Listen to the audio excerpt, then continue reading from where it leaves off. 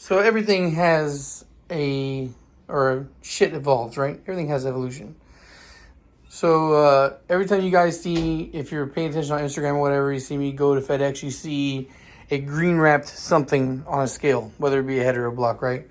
And I've had some geniuses ask, "Do you ship it like that, bro?" No, you don't fucking ship it like that, right?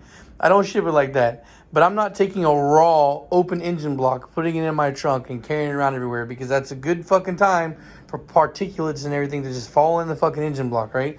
So as soon as this shit gets finished being built, I wrap it up, all right? Now, I wrap it up like that, and I take it to FedEx like that because I let FedEx box the item, right? Now, I used to duck letting FedEx do the boxing because their shit is kind of expensive. But I have yet to see anybody besides Cylinder Support System ship a block properly. Every time I see a block come, there's too much empty space in the box, and the box just gets hammered to pieces.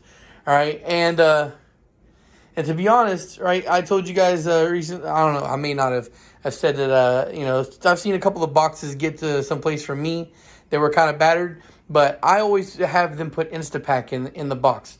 All right, so they get a wardrobe box, which is like double walled cardboard, right? And then the Instapak is that hardening foam. So you put the fucking those little packets in there around the block, and the Instapak expands to keep it situated, right? So even if the box does get battered on its trip, the Instafoam generally does its job and keeps protected.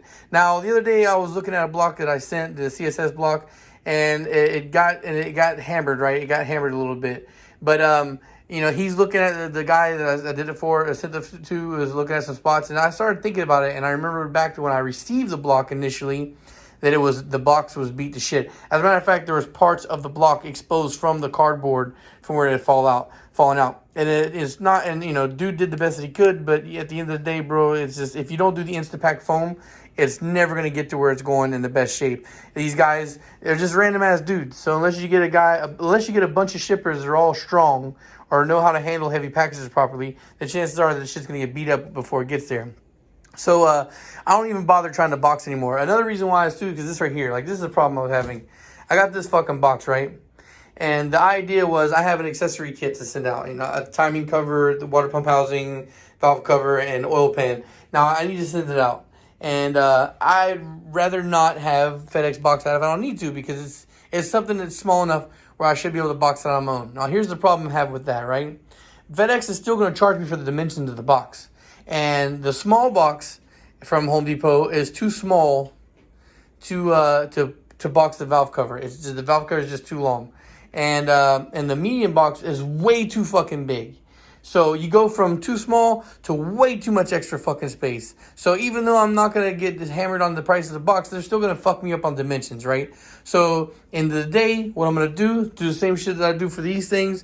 I'm just going to wrap it all up individually, and then I'm going to wrap it all up together as a giant bundle and just take it with me and have them box it when they get there. Because I'm going to lose this battle regardless. And instead of trying to fucking waste my time trying to bring boxes back and forth, figuring out which one's the right one, I'm just going to let FedEx do their fucking thing. And that's just the price of doing business. I ship to everybody. I'm going to get hammered on shipping. It is what it is. So there's that, right? Now, what was I going to say? Oh, and I know there's always some people who like to throw in their fucking, their 2 cents in their comments, like, oh, hey, go here and get a box, or hey, go there and go. I don't have a lot of time in my days to be just running around. I have to be very methodical. I like to try and keep everything close to home. If it's just not, it doesn't make any sense to go out of my way to find a place. I'd rather just spend the money. The only thing more valuable than money to me is time. I don't like to waste my time. So if I have to pay a little bit more money to not go out of my way, then that's just the way it's going to be.